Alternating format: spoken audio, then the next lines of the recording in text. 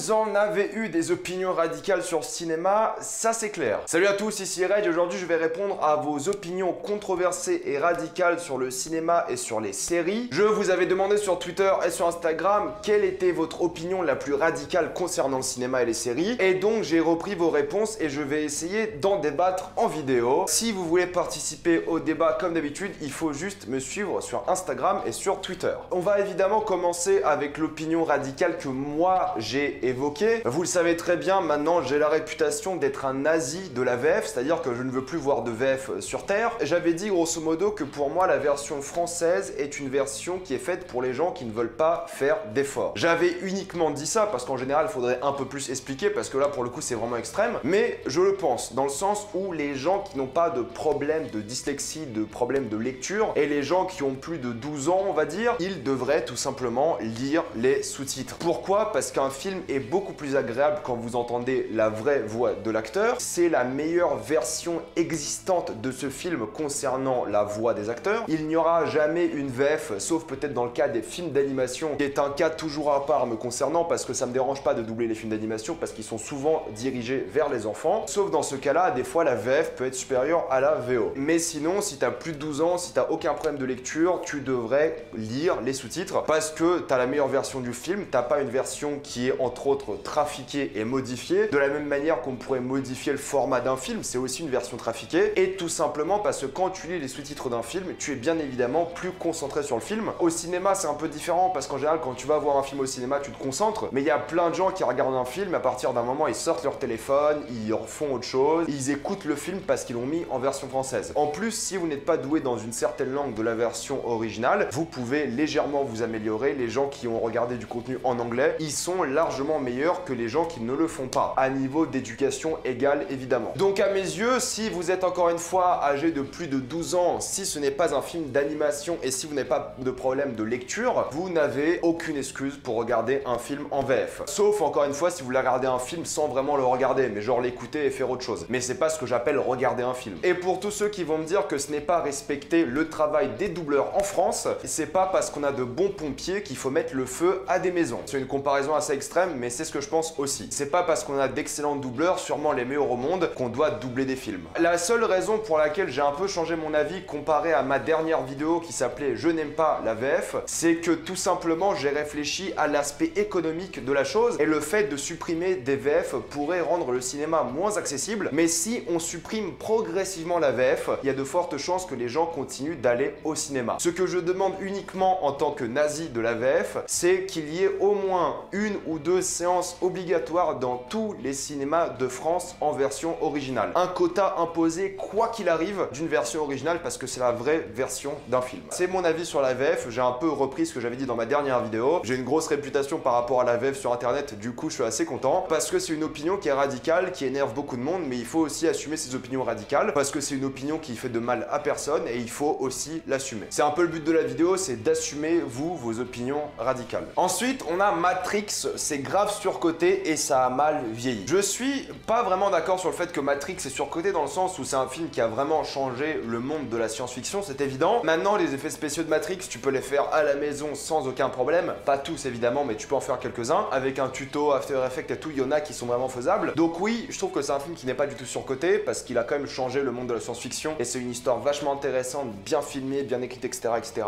De l'autre côté, est-ce que ça a mal vieilli?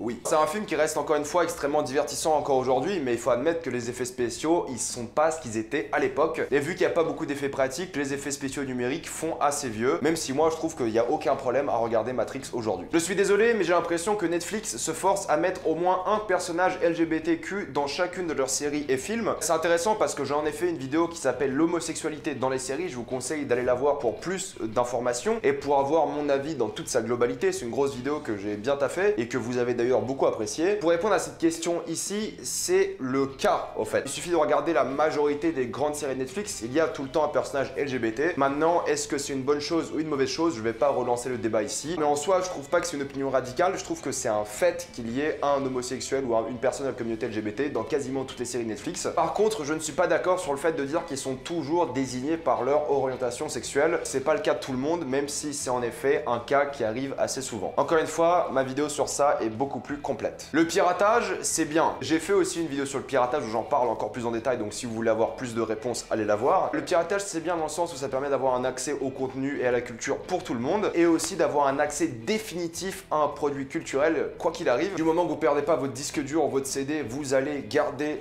ce film à vie. Mais de l'autre côté, c'est vrai que c'est pas bien parce que au lieu de pirater, on devrait financer les plateformes qui proposent du contenu intéressant, on devrait acheter les petits films d'auteur qui sont vraiment bons. Donc c'est à double tranchant le piratage de ce point de vue-là, de ce point de vue moral, parce que oui, d'un côté, ça permet un accès à la culture pour tout le monde et à la cinéphilie, et je pense que beaucoup d'entre nous ne seraient pas cinéphiles aujourd'hui si on n'avait pas connu le piratage. Et de l'autre côté, il faudrait aussi soutenir les petites productions, les services de streaming et les films qui osent. Et de manière générale, il n'y a rien de mal, je trouve, à faire les deux, d'un côté pirater et de l'autre côté acheter. Les deux sont tout à fait compatibles. La plupart des films sont des grosses merdes infâmes faits pour des gens aliénés. Vous savez très bien qui a écrit ce tweet juste avec le mot aliéné. C'est difficile pour moi de contester ce propos, dans le sens où j'ai vraiment vécu cette année une année assez merdique au cinéma. Je vais pas vous mentir, même les petits films que j'ai vus, même les gros films, j'ai encore plein de films à rattraper de cette année, mais globalement je crois que c'est l'année la plus décevante me concernant. Et au fait j'ai l'impression, c'est peut-être moi aussi, mais depuis que j'ai commencé ma chaîne il y a bientôt 8 ans, j'ai remarqué progressivement que les films ça devient de plus en plus OSEF quoi. C'est peut-être moi parce que je m'intéresse de moins en moins aux films qui ont l'air nuls, mais de manière générale il y a encore de très bons films au cinéma, sur les plateformes de streaming, mais j'ai l'impression que le chiffre descend mais de manière extrême et t'as de moins en moins de bons films quoi. Vraiment j'ai l'impression que les bons films que je vais kiffer maintenant, c'est les films que je vais voir par hasard, qui ont pas beaucoup de critiques, un film chinois ou un film polonais ou un truc vraiment différent, parce qu'on est à un stade où je pense qu'on trouve que le cinéma c'est devenu de la merde parce que c'est trop homogène. On va reparler de ça juste après, mais entre les blockbusters qui sont tous les mêmes, entre les films d'auteur qui sont des fois trop intellectuels pour rien, trop nihilistes, trop longs, trop chiants, mal rythmés, qui se prennent la tête pour rien, il faut vraiment se reconstituer une vision du cinéma, et c'est dur aujourd'hui parce que tu sais plus quoi aller voir quoi. Tu sais plus où sont les bons films, tu sais plus où sont les mauvais, t'as envie d'esquiver tous les blockbusters qui sortent, mais en même temps les films d'auteur, quand tu vas les voir, bah c'est chiant à mourir, il y en a qui racontent pas grand chose et c'est vraiment la branlette. On est à un moment, je trouve, où on est avec les sorties cinéma d'un côté, les services de streaming de l'autre, où on sait plus où il faut tourner de la tête, on sait plus où il faut vraiment se diriger. Et oui, je trouve qu'il y a une part de vérité dans ça, dans le sens où la majorité des films c'est vraiment de la merde, ou des films en tout cas peu intéressants je dirais, que t'oublies mais sans aucun problème. Et puis de l'autre côté c'est vrai qu'il faut faire un effort pour aller chercher les bons films, et c'est dommage qu'il faut faire un effort pour chercher des bons films. Juste pour prendre l'exemple des blockbusters, il doit y en avoir par année un de bon quoi, un si on a de la chance. Quand je dis bon, je parle pas de films divertissants ou quoi, je parle vraiment en tant que film de cinéma, bon film. Regarder un film sur son téléphone c'est mal, je ne suis pas d'accord parce que j'ai fait une vidéo sur regarder des films sur son téléphone, c'est quelque chose que je fais assez souvent mine de rien, mais de l'autre côté je le dirai toujours, à tout jamais, toute ma vie, si vous pouvez regarder un film au cinéma, sur une télé ou sur un vidéoprojecteur, ça sera évidemment toujours mieux. Mais je pense que dans un cas maintenant, surtout aujourd'hui, où les téléphones ont une qualité supérieure à beaucoup d'écrans d'ordinateur, je ne dirais pas que c'est mal, je dirais juste que c'est la meilleure mauvaise option, si ça a du sens ce que je viens de dire. Donc si vous pouvez aller voir un film au cinéma, courez au cinéma. Si vous avez une télé 4K, courez sur votre télé, etc., etc. Mais je défendrai toujours le visionnage de films sur son téléphone ou de séries télé, surtout quand tu voyages, surtout quand t'as la flemme d'être assis sur ton fauteuil pas confortable et que tu préfères te mettre dans ton lit. Les anti-VF sont des nullards en anglais qui veulent se donner un style. Alors je pense que non. Je pense qu'à l'inverse, les anti-VF sont des gens qui ont un bon niveau d'anglais. Moi, je me considère comme ayant un très bon niveau d'anglais pour un français. J'ai remarqué durant mon Erasmus que comparé aux autres nationalités, je suis pas très bon. Vraiment, quand tu parles à un norvégien, à un allemand, à tout sauf un espagnol, un italien, grosso modo, ils sont largement meilleurs que nous, en sachant que j'ai vraiment un bon niveau en anglais. Si vous voulez quantifier ça, j'ai eu 980 au TOEIC 2 fois d'affilée. Enfin bref, pour vous dire une idée, je ne pense pas que les anti-VF sont des nullards en anglais. Je pense que c'est des gens justement qui veulent apprendre, et je pense qu'il y a d'autres prétextes que le niveau d'anglais aux anti-VF. Moi, le niveau d'anglais n'a jamais été un prétexte à ma haine, oui, parce que là pour le coup c'est une haine que j'ai envers la VF. On reprend le statut de nazi de la VF. Donc non, je pense pas que c'est un style que les gens se donnent, c'est plus un choix logique pour beaucoup de personnes et un choix juste cohérent. Voilà. Taper sur la MCU, c'est la facilité pour ceux qui ne savent pas critiquer le cinéma. Je suis complètement d'accord là-dessus, dans le sens où les gens qui critiquent le MCU ont souvent rien à dire d'autre sur le cinéma. Mais de l'autre côté, il faut admettre aussi que le MCU, c'est la source de beaucoup de problèmes concernant le cinéma. Et on va reparler un peu après quand on va parler de l'homogénéisation du cinéma. Donc d'un côté, ça critique beaucoup le MCU et ça critique mais quasiment que ça. Par contre, quand t'as un film d'auteur qui fait vraiment de la merde ou qui est nul à chier, on entend beaucoup moins parler de ça. Parce que le MCU c'est à la mode, parce que c'est facile de taper dessus, et d'un certain point de vue, on va reparler de ça juste après, vous inquiétez pas, les gens ont raison de taper dessus, mais en même temps ils devraient trouver d'autres arguments contre le cinéma de manière générale. Parce que taper sur le MCU, c'est vrai que c'est facile. C'est pas stupide de le faire ou non légitime, mais taper dessus, c'est facile. On ne peut pas esquiver le piratage de films ou de séries quand on est passionné. Alors oui, pour plusieurs raisons, parce que certains contenus ne sont pas disponibles en France. Même avec un VPN, c'est difficile d'avoir accès à certains films et séries. Et des fois, c'est difficile d'acheter un film en contenu physique sans se ruiner. Donc oui, quand tu es vraiment passionné, tu veux voir certains films et séries, des fois, tu n'as absolument pas le choix que de pirater. Et c'est la vérité. L'énorme succès des productions Marvel, Disney ont eu un impact néfaste sur le cinéma. Je pense qu'aujourd'hui, on peut vraiment le quantifier, on peut vraiment se rendre compte que oui, voilà, maintenant tous les blockbusters c'est les mêmes. Juste cette année-là, franchement, c'était la pire année de blockbuster de ma vie, je crois. Entre les X-Men Dark Phoenix, Men in Black, Godzilla, enfin bref, un passage vraiment au carnage quoi. Et c'est vrai que ça donne au film une raison de s'adapter au contenu Marvel, c'est-à-dire des blagues, c'est-à-dire de l'action, etc. On l'a vu dans tous les univers qu'ils ont essayé de créer, comme avec la Momie, comme avec Suicide Squad, etc. Ils ont essayé de se marveliser et on s'est rendu compte que les seuls gens qui font bien du Marvel, c'est évidemment Marvel. Et quasiment tout le monde a échoué en essayant de les copier. Donc oui, je pense que ça a réduit la créativité d'un certain point de vue, c'est qu'au lieu de financer 5 films à 20 millions de dollars, qui auraient pu être créatifs et inventifs, un studio va plutôt privilégier un film à 100, 120 millions de dollars pour essayer de rapporter plus d'argent en s'adaptant au format Marvel. Espérons que des films comme Joker vont changer un peu la donne, un film à 50 millions de budget qui a engrangé déjà plus de 600 millions. Ce film a quand même fait plus d'argent aujourd'hui que Justice League, pour vous dire que le format très marvelisé de Justice League ne fonctionnait pas et que ça ne rapporte pas forcément de l'argent. Donc même si j'aime beaucoup le MCU, je suis complètement d'accord avec ça. Je déteste le 5e élément de Luc Besson. S'il serait sorti aujourd'hui, il aurait été un flop. Alors oui et non, dans le sens où on peut pas vraiment comparer à aujourd'hui, parce que le 5e élément, ça a inspiré des films qui sont sortis plus tard, qui sont vraiment bons. J'ai pas envie de critiquer le fait que le 5e élément est surcoté ou pas. Moi, c'est un film que j'aime pas particulièrement, mais on peut jamais comparer une date de sortie de l'époque et une date de sortie maintenant. C'est comme dire Matrix serait nul aujourd'hui. Bien sûr, Matrix c'est nul aujourd'hui parce que quelqu'un aurait déjà fait les prouesses technologiques de Matrix à l'époque, ou du moins plus tôt que maintenant. Donc c'est impossible de comparer à mes yeux un film sorti il y a 20 ans et un film sorti maintenant. Ça revient beaucoup, mais on en reparle. Disney monopolise, standardise le cinéma moderne. Donc on a parlé un peu de la standardisation avec le MCU et Marvel. Disney monopolise, c'est le cas. Plus de quoi 70% des plus gros succès au box-office maintenant appartiennent à la filiale Disney. C'est un véritable problème, on l'a déjà vu sur leurs histoires de droits d'auteur. C'est eux qui ont allongé les droits d'auteur de la mort de l'auteur à plus de 70 ans. Ils ont fait énormément de lobbyisme, mais oui, ils normalisent, ils standardisent et ils monopolisent complètement le cinéma. Et c'est pour ça qu'il faut soutenir les autres studios qui sont peut-être sur des plateformes de streaming, qui sont peut-être sur des studios plus indépendants, parce que Disney est en train de tout tuer et de tout racheter. Et ça, c'est un véritable problème. Parce que si vous n'avez pas le MCU et les films Disney, vous allez en baver si Disney possède absolument tout. Les comédies françaises se ressemblent presque toutes maintenant, rien à dire là-dessus, je suis absolument d'accord. Les comédies françaises ne m'intéressent plus depuis de longues années, et même les drames français, je trouve qu'ils se ressemblent vraiment énormément. C'est toujours des drames sociaux, c'est toujours des drames politiques, etc. etc. C'est assez anxiogène. Il y a de très bons drames français, il n'y a pas de souci là-dessus, mais c'est vrai que les comédies françaises en tout cas sont vraiment très standards, c'est toutes les mêmes, des fois même racistes, etc. Bref, pour moi, c'est vraiment pas intéressant du tout. Le film Death Note était archi bien, alors j'ai pas envie de parler de la qualité du film, mais en gros, j'ai envie de parler de ce sujet-là parce qu'en soi, les gens qui n'ont pas connu Death Note, je pense qu'ils peuvent très bien apprécier le film Death Note de Netflix, parce qu'ils connaissent pas Death Note tout simplement. Donc si t'arrives à faire abstraction de ton Death Note que tu connais, le film est ok, j'ai envie de dire, ça passe. Mais de l'autre côté, il faut juste parler d'un truc intéressant, c'est que si, par exemple, une œuvre est vraiment mal adaptée et est un bon film, à mes yeux, c'est pas grave non plus. Et l'inverse, si une œuvre est bien adaptée et c'est un mauvais film, par contre, là, c'est grave. C'est un choix assez intéressant à faire toujours quand tu essaies d'adapter une œuvre. Est-ce que tu veux être fidèle en risquant d'être mauvais, ou est-ce que tu veux être bon en risquant d'être infidèle? Donc c'est pour ça que je trouve que l'exemple de Death Note, c'est un bon exemple, c'est parce que c'est vraiment une mauvaise adaptation, mais catastrophique. Mais en soi, le film, pour les gens qui connaissent pas, ça passe. Le cas de Death Note est un peu un cas extrême, mais vraiment, faut garder en tête qu'il y a pas forcément une corrélation entre la qualité d'un film et son niveau d'adaptation, du moins sa fidélité, mais c'est un cas qui est vraiment intéressant à étudier. Les lycéens n'ont que Fast and Furious comme référence. Je pense qu'en effet, la majorité, et non pas que des lycéens, mais des gens en général, n'ont comme référence que les gros blockbusters, parce que c'est les films que les gens voient le plus, et c'est les films que les gens vont le plus référencer, évidemment. Le cinéma d'auteur, c'est un cinéma de niche, parce que c'est un cinéma qui concerne peu de personnes, et c'est rare qu'un film d'auteur vraiment surgisse en dehors de tous les blockbusters et les dépasse en nombre de chiffres. Ça n'arrive quasiment jamais, mais quand ça arrive, c'est toujours très intéressant. Mais de manière générale, oui, non pas que Fast and Furious, mais les blockbusters, parce que c'est les films qui font plus d'entrées, parce que c'est les films que les gens référencent le plus. Donc ce n'est pas complètement fou de dire que les lycéens, ou de manière générale les gens, n'ont que les blockbusters comme référence. C'est le cas, pour la majorité des gens en tout cas. Ça ne veut pas dire qu'il n'y a pas de lycéens qui regardent des films d'auteur, pas du tout, il y en a forcément. Moi j'en faisais partie par exemple. Et je sais que beaucoup d'entre vous aussi. Réservé réserver un film au cinéma, c'est devenu compliqué. Il faut réserver sa place, il faut aller sur internet, il faut ne plus être en contact avec un caissier, il faut choisir son siège, etc. etc. Concernant ça,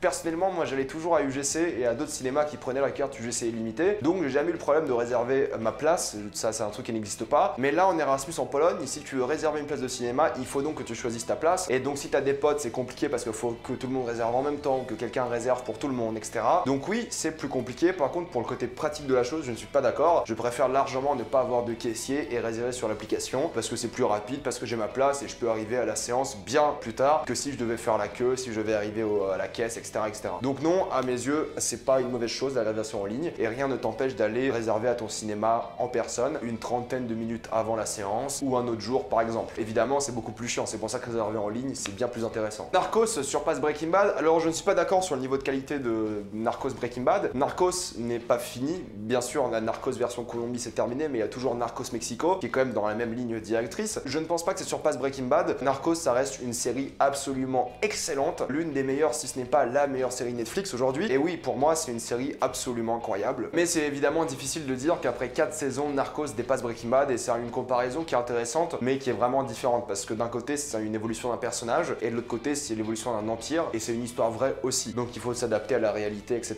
J'ai un pote qui a regardé le film Joker en VF. Alors on reparle un peu de la VF en disant que le doubleur de Joaquin Phoenix a fait un très bon taf. Je veux bien que le doubleur de Joaquin Phoenix a fait un très bon taf. J'ai pas vu le film en VF, je l'ai vu 3 fois en VO. Mais n'empêche que la version de Joaquin Phoenix est meilleure, quoi qu'il arrive. Même si la VF est bonne, même si elle est excellente, même si elle est parfaite, la version de Joaquin Phoenix sera à tout jamais, quoi qu'il arrive, une meilleure version que la VF. Et pour tous les contenus possibles, encore une fois, sauf l'animation, la version originale sera toujours meilleure. Une VF ne peut absolument pas, à mes yeux, sauver un jeu d'acteur. Je trouve que les films Netflix sont de plus en plus pourris et ça devient un peu teenage, etc., etc. Alors, je suis assez d'accord dans le sens où j'ai remarqué récemment que les films Netflix ne sont pas très intéressants. On verra comment cet hiver commence. Mais oui, il y a de plus en plus de teen movies et ça me fait chier que les teen movies soient plus mis en avant que les films sérieux, les vrais drames ou même les vraies comédies, j'en sais rien. Mais oui, ça fait chier que les teen movies soient vraiment le truc le plus mis en avant par la plateforme. Et oui, des plateformes comme Amazon sont un peu sous-cotées, mais en même temps, Amazon ne propose pas assez de contenu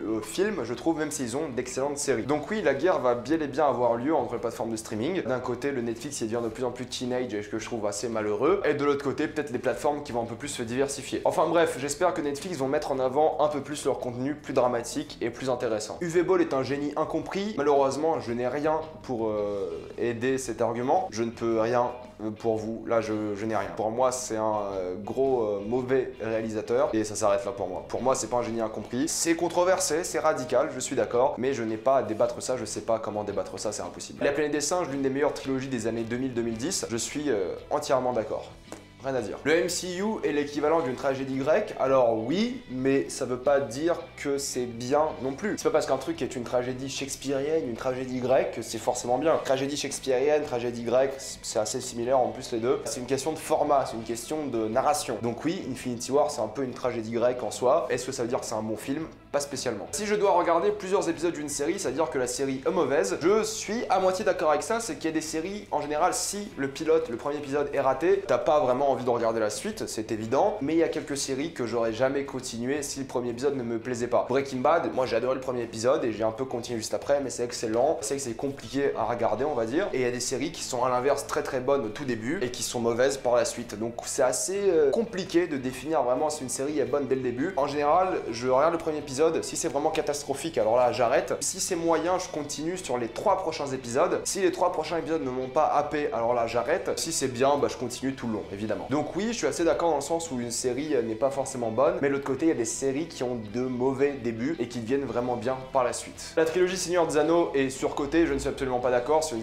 trilogie qui a révolutionné le cinéma. C'est une épopée d'aventure fantasy incroyable. Ça n'a jamais été égalé depuis. Et dans l'histoire, je pense que c'est les meilleurs films d'heroic fantasy. Tout est absolument parfait dans ces films à mes yeux, donc j'ai vraiment rien à dire. Pour moi, c'est des films absolument grandioses de A à Z. Ça m'a fait marrer parce que je suis un nazi de la VF, évidemment. Regarder un film en VF, c'est comme écouter une version karaoké de son groupe préféré. C'est pas obligatoirement mauvais, mais ça sera jamais aussi bien que la version originale. Bon, ça, on l'a dit et redit, et je suis entièrement d'accord. Les séries, c'est nul, globalement, je suis entièrement pas d'accord, dans le sens où les séries ont proposé plus d'inventivité et de créativité ces dernières 2 décennies, on va dire, que le cinéma. Pour moi, les séries, ça se montre encore de plus en plus aujourd'hui, c'est l'avenir. n'en déplaise à certaines personnes. Donc non, les séries ne sont pas nulles globalement. Star Wars, c'est pas ouf cinématographiquement parlant, je suis assez d'accord, mis à part peut-être l'épisode 5, le 8 que je trouve vraiment bien mis en scène, peut-être même le 6 et peut-être, allez, le 4. Star Wars cinématographiquement, c'est très moyen, c'est pas pour ça qu'on regarde, c'est pas pour la mise en scène qu'on regarde Star Wars. Martin Scorsese a entièrement raison quand il dit que les films Marvel sont des montagnes russes, entièrement d'accord avec ça. J'ai toujours dit, les films Marvel c'est des montagnes russes aussi, mais des fois j'ai envie d'aller à un parc d'attractions. Interstellar c'est nul, alors moi je suis pas trop fan d'Interstellar, mais de là à dire que c'est nul, c'est un peu extrême. Bon après c'est le but de la vidéo, c'est des opinions radicales, mais c'est vrai que c'est un peu extrême. Je vais pas le débattre parce que moi je trouve pas Interstellar incroyable, mais je trouve pas Interstellar nul non plus. La saga Harry Potter n'est pas aimée pour ses qualités cinématographiques, entièrement d'accord, c'est pas une saga qui est faite pour son côté cinématographique, mis à part le 3, c'est vrai que niveau mise en scène, un peu comme Star Wars, il y a pas grand chose. C'est pas l'attrait principal d'Harry Potter. Les personnes qui regardent pas d'animé ratent vraiment quelque chose, là je suis d'accord, et je ne regarde pas d'animé pour vous dire, mais je sais que je rate quelque chose. Je sais qu'il y a d'excellents animés qui sont vraiment incroyables, c'est juste pas mon délire en fait. Donc je sais que je rate quelque chose, mais c'est pas fait pour moi. Les films d'horreur, d'angoisse sont un genre sous-estimé du public et des critiques, entièrement d'accord. Mais moi, il faudrait que je regarde plus de films d'horreur, mais la majorité ne sont pas très bons, faut l'admettre aussi. Mais oui, de manière générale, c'est sous-coté, c'est un genre de cinéma qui fait ressentir des émotions vraiment très intéressantes. Et oui, c'est un genre qui mériterait de refaire un carton comme à l'époque de l'Exorciste. T'es relou, mais genre vraiment, oui, ça c'est pas une opinion controversée, quasiment tout le monde le pense sur internet, mais moi je vous aime et c'est ce qui compte. Sauf certains d'entre vous que j'aime pas trop parce que vous êtes relou aussi, mais sinon ça va. Les Star Wars ont mal vieilli, là comme Matrix,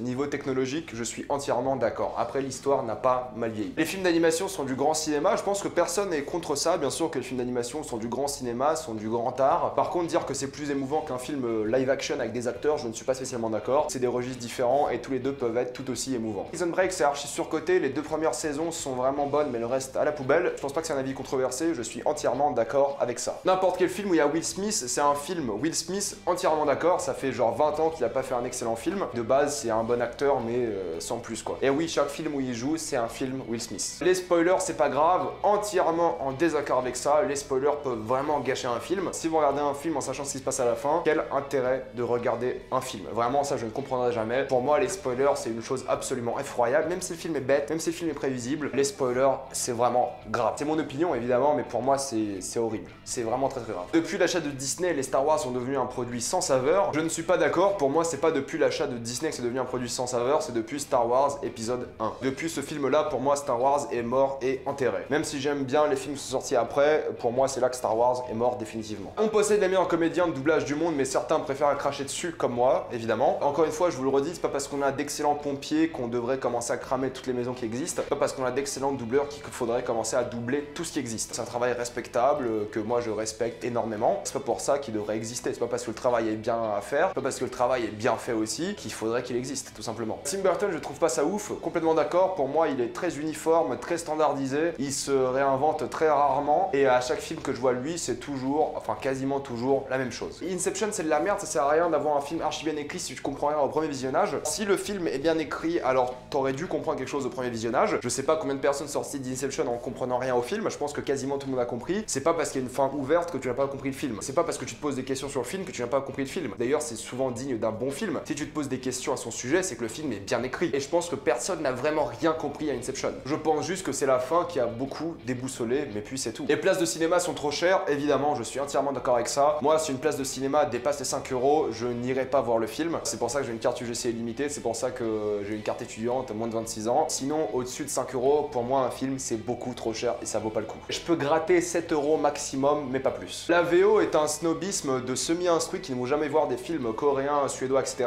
Moi, quoi qu'il arrive, je le répète, je regarderai un film en VO, que ce soit un film allemand, coréen, suédois, j'aurai toujours, toute ma vie, des sous-titres. Les Américains détestent tellement les sous-titres qu'ils remake nos films, entièrement d'accord. Je passe pas mal de temps sur Reddit et c'est vrai que même sur ces forums-là, tu vois des Américains qui regardent des films français, des séries françaises avec leur doublage à chier. Pour moi, c'est un crime contre l'humanité. Encore une fois, VO, ça compte pour tout le monde. Si des Américains veulent regarder un film français, ils le regardent en français et ils lisent, c'est tout. Ça marche dans tous les sens. Vraiment, pour moi, la version originale, peu importe le pays, est maître, c'est tout. Alors là, on arrive à la partie Instagram qui est beaucoup moins présente parce que j'ai d'abord commencé par Twitter et les messages Instagram et les messages Twitter étaient assez similaires. Donc voilà, on arrive maintenant à quelques messages Instagram. Des persos de couleur dans des films historiques qui n'ont pas lieu d'être, c'est juste là pour la diversité. Pour moi, des persos de couleur dans des films historiques, c'est un sacrilège. Comme il y aurait eu des blancs dans des films historiques asiatiques, on pense évidemment à John Wayne. Donc oui, pour moi, c'est évidemment un crime de mettre des personnes de couleur ou des personnes blanches dans une époque où ils ne devraient devrait pas historiquement être présent. Et ces quotas-là ne devraient pas du tout exister. Joker a fait à lui tout seul mieux que tout le MCU.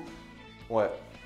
Vraiment, ouais. Kubrick fait des films trop longs qu'il ne sait pas rythmer et qui sont chiants. Kubrick fait des films lents, en effet. Des films beaucoup plus contemplatifs, évidemment. Est-ce que ça veut dire qu'ils sont chiants? Peut-être, pourquoi pas. Je comprends totalement les gens qui regardent du Kubrick et se font chier. Moi, aucun souci. Je ne suis pas d'accord avec ça. Je trouve que les films de Kubrick sont magnifiques. Pas parce qu'un film est lent qu'il est forcément mauvais. Mais c'est vrai qu'un film où tu te fais chier, ça peut devenir compliqué à apprécier. En tout cas, voilà, c'était un paquet de vos opinions radicales et controversées. J'avais plus de 600 réponses, donc je n'ai dû en choisir que quelques-unes. Remettez-moi dans les commentaires vos opinions controversées. Comme d'habitude, abonnez-vous à la chaîne pour plus de vidéos. Mettez un j'aime sur cette vidéo, ça aide beaucoup la chaîne. Si vous aimez la chaîne, pensez à soutenir gratuitement grâce à Utip. Vous pouvez regarder une publicité ou faire un petit don. Suivez-moi sur Instagram pour des critiques exclusives. Suivez-moi sur Twitter pour toutes les news et salut à tous.